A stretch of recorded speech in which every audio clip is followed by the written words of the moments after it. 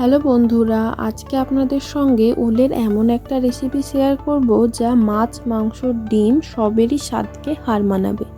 ওলগুলো ছোট ছোট করে কেটে 2-3 বার ভালোভাবে ধুয়ে জল ঝরিয়ে রেখে দেবো।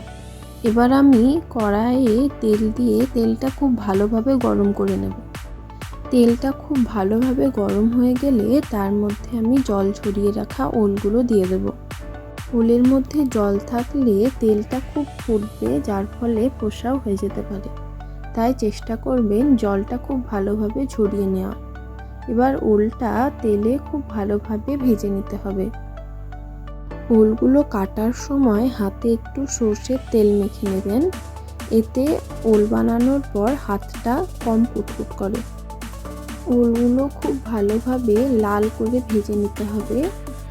দেখতেই পাচ্ছেন ওগুলো খুব সুন্দরভাবে ভাজা হয়ে গিয়েছে। এগুলো খুব সুন্দরভাবে লাল করে ভেজে নিয়ে তুলে রেখে দিতে হবে। এই ওল রান্নার জন্য একটা মশলা তৈরি করে নিতে হবে। এতে একটি বড় সাইজের পেঁয়াজ ও কয়েকটা কাঁচা লঙ্কা দিয়ে মিক্সির মধ্যে বেটে নিতে হবে ও লাগবে সামান্য আদা রসুন বাটা।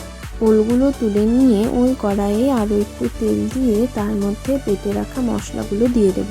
মশলাটা একটু তেলের মধ্যে নেড়ে চেড়ে নিয়ে তার মধ্যে পরিমাণ মতো লবণ, 1 চামচ হলদি গুঁড়ো, জিরে গুঁড়ো, ধনে গুঁড়ো ও গোলমরিচ গুঁড়ো দিয়ে মশলাগুলো খুব ভালোভাবে মিশিয়ে নিতে হবে।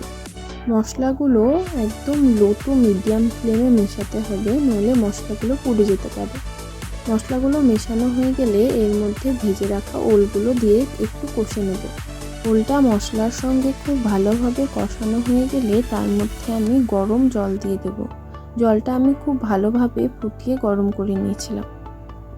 জল দেওয়ার পর একটু ফুটিয়ে নিয়ে এই ওলগুলো আমি প্রেসার কুকারে দিয়ে দেব। আপনারা চাইলে একটু বেশি করে জল দিয়ে কড়াইয়েও সেদ্ধ করে নিতে পারেন, কিন্তু কুকারে দিলে রান্নাটা খুব জলদি হয়ে যায়।